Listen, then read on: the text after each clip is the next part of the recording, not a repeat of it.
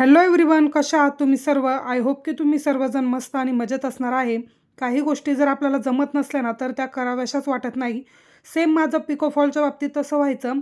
काही दिवसांपूर्वीची गोष्ट मी तुम्हाला सांगते. जेव्हा मी पिकोफॉलची मशीन घेतली होती त्यानंतर मला असं वाटायचं की मी का घेतली असेल, कारण की मला व्यवस्थित नाजूक असा पिको जमायचा नाही. किंवा ज्यावेळेस मी हातशिलाई करायला जाईल त्यावेळेस साडीमध्ये फुगा वगैरे यायचा, फॉल व्यवस्थित बसला जायचा नाही. मी किती त्याला वॉश करू करू दे, प्रेस करू दे, पण बसवल्यानंतर त्याचा जसं परफेक्ट लुक पाहिजे तसा काय तो होत नव्हता.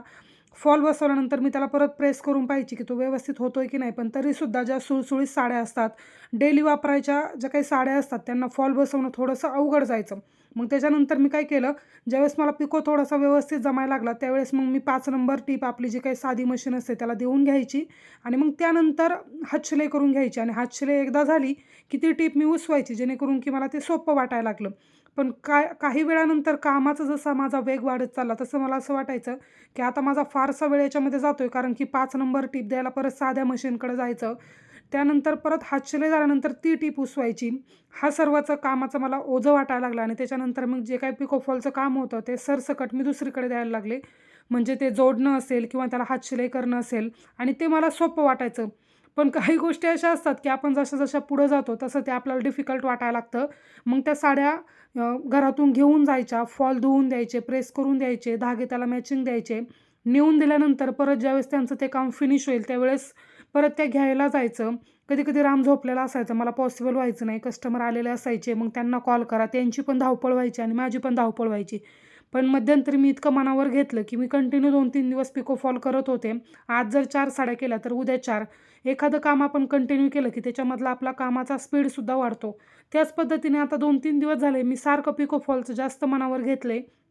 जे काही फॉल होते ते पण वॉश करून प्रेस करून ठेवले. त्यानंतर जोडायला घेतलं आणि आता मला असं वाटतंय की मला इतकं छान पिको फॉल करायला जमतंय. मला 5 नंबरची टिपसुद्धा काही द्यावी लागत नाही. एकदम व्यवस्थित माझं पिको फॉल होतंय आणि मला असं वाटतंय की जे मी 2-3 दिवस झाले हे काम करते, मॅक्झिमम माझ्या 12 ते 13 साड्या झाल्या असतील. यापेक्षा जास्त काही झालं नाही. आणि काल जेव्हा मी व्हिडिओ शूट करायला घेतलं त्यावेळेस मला रिअलाईज झालं की या 10-12 साड्यांमधून मला कमीत कमी जर आपण ₹80 धरलं तर ₹600-700 होतील. याचऐवजी जर मी 3 दिवस जर ब्लाऊज शिवले असतील तर दिवसाला 3 ब्लाऊज पकडूयात आपण. सध्याचं माझं जे काही जबाबदारी आहे ते सर्व सांभाळून म्हणते मी. 3 ब्लाऊज जर मी शिवले असते तर पहा बरं, 3,000 किंवा ₹3,500 झाले असते. म्हणजे 100% जर आपण स्केलवरती मोजायचं ठरवलं तर 20 ते 25% सुद्धा आपला याच्यामधून फायदा होत नाही. हे सर्व माझ्या लक्षात आल्यानंतर असं वाटलं की मी ह्या साड्या बाहेर देऊन करून आणल्या असत्या तर बरं झालं असतं, कारण की माझा वेळही वाचला असता आणि बाकी माझं कामाचं जे काही शेड्यूल होतं ते सुद्धा बिघडलं नसतं. पण मी आहे खूप जिद्दी. एखादं काम जर मला जमत नसलं की जोपर्यंत मला ते येत नाही ना तोपर्यंत मी काय मागे सरत नाही.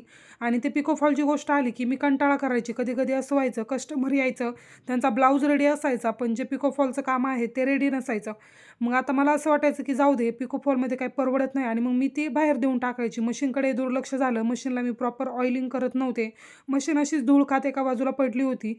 नंतर विचार केला की ज्या फील्डमध्ये आपण येतो त्या फील्डमध्ये काहीही काम असलं तरीसुद्धा ते आपल्याला जमलंच पाहिजे. एखादं क्लायंट येतं, त्याची रिक्वायरमेंट असेल की मला ह्या प्रकारचं डिझाईन पाहिजे किंवा अशा पद्धतीचं वर्क करून पाहिजे, तर आपण नाही म्हटलो की कस्टमरला असं वाटतं की नाही. प्रत्येक वेळेस आपण यांना काही विचारलं की यांचं नाहीच असतं, मग यांना जमतंय की नाही तेही आपल्याला माहीत नसतं. मी म्हणते आपल्याला जर गॅरंटी असेल की नाही आपण हे करू शकतो, यूट्यूबचे व्हिडिओ पाहून आपल्याला जमू शकतं, तर आपण नक्कीच डेफिनेटली ते काम केलं पाहिजे. पण ओव्हर कॉन्फिडन्ससुद्धा काही कामाचा नाही. कधी-कधी काही गोष्टी आपल्याला जमत नाही तरीसुद्धा आपण क्लायंटचं काम घेतो आणि ते चुकलं की मग ते क्लायंट कायमचं नाराज होतं आणि ते क्लायंट तुमच्याकडून तुटलं जातं. त्याच्यामुळे जे काम तुम्हाला जमत नाही ते एकतर घेऊ नका किंवा पाठीमागे देऊन टाका आणि एखादं जर जमत असेल तरच होकार द्या, असं मला तुम्हाला या गोष्टीतून सांगायचं आहे. आता इथे जे काही मी साडीला फॉल बसवत असते तर हातशिलाई मी अशी मशीनवरती साडी पूर्ण स्प्रेड करते आणि त्यानंतर हातशिलाई करायला घेते. काही जणी ज्या आहेत त्या टेबलचं जो काही आपलं प्लायवूड असतं त्यावरती करतात, तर त्यावरती पण सोपं जात असेल. पण आता मला मशीन काम करून इतकी सवय झाली की मला चेअरवर बसून जी काही कामं असतील ती पटपट जमतात. जेव्हा मी खाली बसून काम करत असते हुक बसवायचं वगैरे तर 10 मिनिटाच्या कामाला मी अर्धा तास लावते. त्यामुळे हुक बसवायचं झालं किंवा इतर काही कामं असतील ती मी पटपट अशी मशीनवर बसून करून घेते आणि ही गोष्ट जी आहे ती मला सोपी वाटते. आता हे तर झालं आपल्या शिवणकामबद्दल. आता मुलांची जबाबदारी तर आपल्याला यामधून काही वगळता येत नाही. डेली त्यांचा होमवर्क असेल, काही आर्ट क्राफ्ट या गोष्टी असतील त्यासुद्धा करून घ्याव्या लागतात. त्याला काही मी एक्स्ट्राचे 1-2 नोटबुक आणलेल्या आहेत किंवा पेंटिंगच्या पण त्याच्याकडे 2-3 नोटबुक आहेत. त्याला काही व्यवस्थित एवढं ॲक्युरेट जमत नाही, पण जेवढं त्याच्याच्याने जमेल तेवढं मी करून घेते. आता होमवर्क करायची पद्धत माझी सांगते. जेव्हा मी त्याला जास्त पेजेस असतील नोट डाऊन करण्यासाठी सॅटर्डे, संडे जास्त होमवर्क राहतो. इतर दिवशी 1 पेज, 2 पेज असं असतं. कधी-कधी 1 असतं, कधी 2ही असतात. त्या पद्धतीने मी चेक करते त्याचं स्कूलमधून आल्यानंतर, की मला दुपारी कधी वेळ भेटतोय किंवा तो कधी फ्री असतोय, त्याचा मूड कधी चांगला असतोय. त्या पद्धतीने मी घ्यायचा प्रयत्न करते. ठीक आहे, आता त्याने 2 लेटर जर राईट केले, तर मग मी नंतर त्याचा मूड जेव्हा फ्रेश असेल, समजा दुपारच्या वेळेस करून घेतलं, तर 5-6 वाजता थोडं, 8-9 वाजता थोडं, असं थोडं-थोडं करून त्याचा होमवर्क करून घेते. त्याला पेन्सिल पकडायला वगैरे ह्या सर्व गोष्टी सुरुवातीपासून जमत होत्या. कारण की जेव्हा माझ्याकडे वेळ असायचा त्यावेळेस मी त्याच्याकडून ह्या गोष्टी करून घेत होते. आणि त्याला आता बऱ्यापैकी मला वाटतं पेंटिंगमधले एवढी काही ॲक्युरेसी नाही, पण कलर वगैरे किंवा आयडेंटिफाय करणं कलरचं असेल किंवा आपण कशाला कलर करतो ह्या सर्व गोष्टी त्याला कळतात आणि त्याला इंटरेस्टही आहे.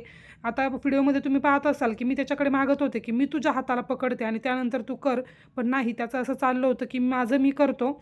तर त्याने पूर्ण क्रेयॉन्स जे आहे ते आधीचे खराब करून टाकले होते. तर मी त्याला स्कूलमधून येतानाच घेऊन आले होते. म्हटलं याचं पटपट आता हे आवरून घेते, कारण की एखादी नवीन गोष्ट पाहिली, जशी आपल्याला एक्साइटमेंट असते ना तसे सेम पद्धतीने मुलांनासुद्धा असते. तर म्हटलं चला त्याचा मूडही फ्रेश आहे, तर त्याच्याकडून याचा जो काही होमवर्क आहे तो सुद्धा करून घेते. आता ही बुक त्याची पूर्ण झालेली आहे.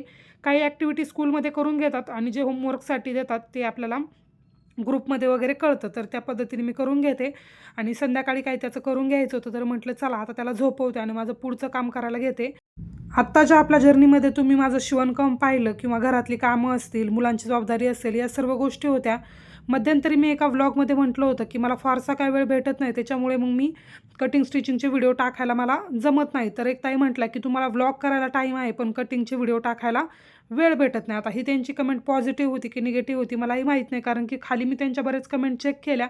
त्यावेळेस असं होतं की याचं कटिंग दाखवा, त्याचं कटिंग दाखवा. मग अचानक यांना काय झालं किंवा त्यांचा राग जो आहे तो ओसंडून आला असेल आणि त्यांनी अशी कमेंट केली असेल. तर त्यावेळेस मी त्यांना म्हटलं होतं की जे काही कटिंग स्टिचिंगचे व्हिडिओ आहेत ते जर आपल्याला एडिट करायचे असतील तर साधारणतः 2-2.5 तास तरी लागतात, कारण की तिथे प्रॉपर तुम्हाला ॲक्युरेट माहिती मला द्यावी लागते की इथे किती सेंटीमीटर घेतलं पाहिजे, इथं कसं घ्यायचं आहे मेजरमेंट किंवा यामध्ये काही चेंजेस करायचे आहे, ते सर्व मला बारकाईने पाहावं लागणार. त्या क्लिप अटॅच करा, त्यानंतर त्याला व्हॉइस ओव्हर करा, काही चुकलं की नाही ते रिचेक करा. बराचसा वेळ जातो ते जर एडिट करायचं म्हटलं तर. तसं जर डेली व्लॉग जर एडिट करायचं म्हटलं तर जास्त काही नाही, जे मला व्हिडिओमध्ये दिसते, जे काही मी केलं ते मला तुम्हाला सांगायचं असतंय.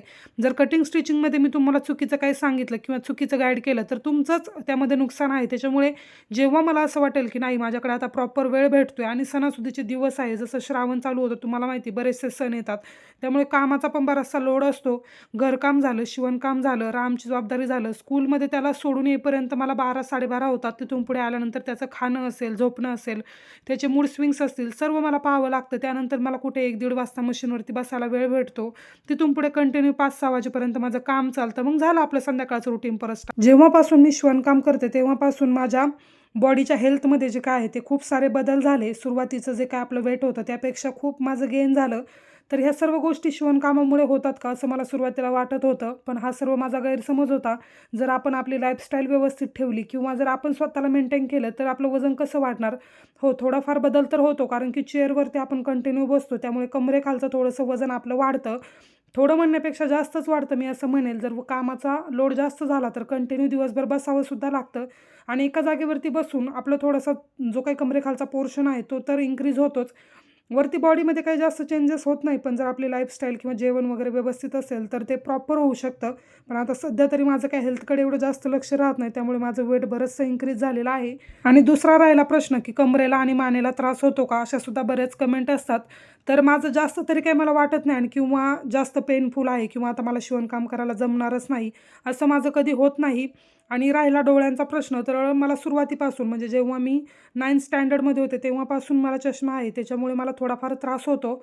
आता मी कंटिन्यू यूज करत नाही, त्यामुळे संध्याकाळच्या वेळेस मला बहुधा तरी जर डार्क कलरचे कलर असतील तर शिवायला त्रास होतो किंवा नकोसं वाटतं. ह्या सर्व गोष्टी आहेत. बाकी जे काही माझे छोटे मोठे एक्सपिरियन्स असतील ते मी नंतरच्या व्हिडिओमध्ये तुमच्या शेअर करेलच.